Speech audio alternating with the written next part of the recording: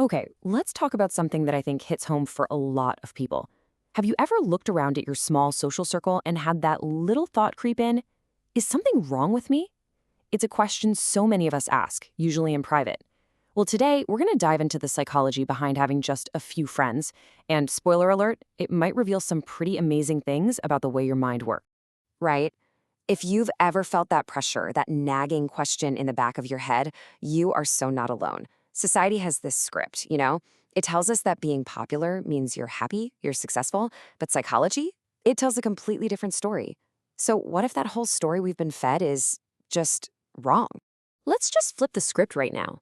The common myth is that if you have few friends, you must be antisocial, maybe a little broken, or some kind of failure. But look at the psychological reality on the other side. Highly aware, prefers depth, independent. See, this isn't about something being wrong with you at all. It's about your brain being wired in a fundamentally different and honestly pretty powerful way. And this is the core idea we're going to unpack today. It is not a social failure. It's actually a sign that your brain processes the world with this unique intensity. For you, a loud, jam-packed social life might not just be unappealing. It might feel dreaming or shallow or just completely unnecessary. So let's get into the why. So our first big theme here is this relentless search for what's real, for authenticity. Ask yourself this.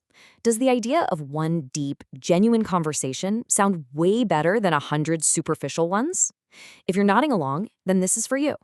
It's all about valuing true connection over everything else.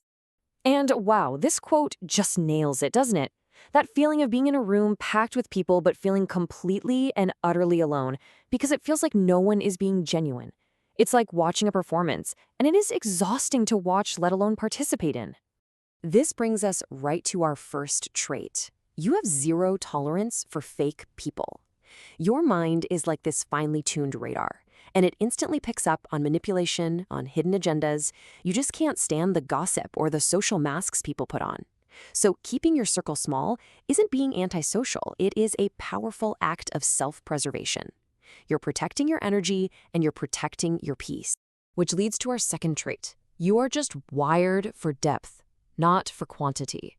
You instinctively steer clear of all that surface-level stuff, the small talk, the draining personalities. Instead, you crave conversations about big ideas, about what makes people tick, about the meaning of life. Anything less just feels like a total waste of your precious time and energy. But why does that authenticity matter so much? Well, a lot of the time it comes down to the simple cost of social energy. For some of us, socializing isn't just a casual thing. It can feel as draining as running a marathon. Let's look at the psychology behind why that happens. So the key concept here is something called high social sensitivity. And this isn't a flaw, it's a neurological trait. It basically means that while other people might just hear the words someone is saying, you're doing way more. You're processing their subtle shifts in tone, their little facial expressions, the emotions they're trying to hide. Your brain is just doing more work in every single interaction. Think about your social energy like a phone battery. For extroverts, socializing is the charger. It actually boosts their energy. But if you have high social sensitivity, every interaction is draining that battery. You start the night at 100%, and with each conversation, you can literally feel that power level just dropping. And that brings us to our third trait. Your brain just needs more time to recover, period.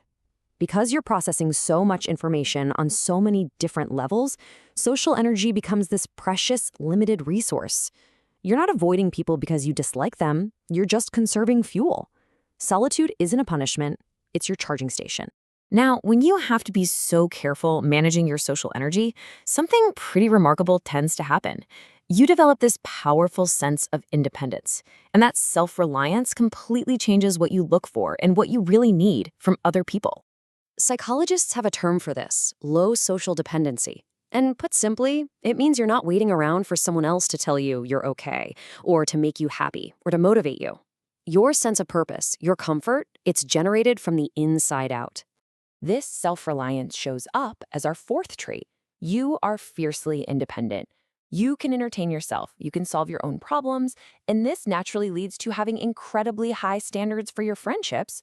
I mean, why would you let just anyone into your inner world when you're already complete on your own? You're not just collecting acquaintances, you are selectively granting access to a very exclusive club. And this independence, a lot of the time, it's born from experience. So, for our final section, we're going to explore how our past can shape our present, creating a different kind of mind, one that is wired to be more cautious, more observant, and way more protective. This protective mindset is our fifth trait, and for a lot of people, where it comes from is deeply familiar. It often starts with a past hurt, a betrayal, maybe neglect. And in response, your brain's defense systems just kick on, making you more selective. You learn to observe people for longer, to test the waters before you let them get close. And over time, this creates a much, much higher bar for who gets to earn your trust. Psychologists call this a trust threshold, and you can think of it like a security checkpoint for your inner world. If you've been burned before, it only makes sense that your security standards would get much, much higher. That's not a sign of damage, that's a sign of wisdom. So, what does this all add up to? If you have just a few friends, it really doesn't mean something is wrong with you. It means you operate on a different frequency, one that values awareness, sensitivity, and depth. It just means you have higher standards. So please, never look at your small circle as a sign of failure. See it for what it really is. It's evidence of a rich inner world. It's proof of a sharp intuition that can spot fakeness from a mile away. And most of all, it is a reflection of a profound self-awareness. So, I want to leave you with just this one final thought to chew on.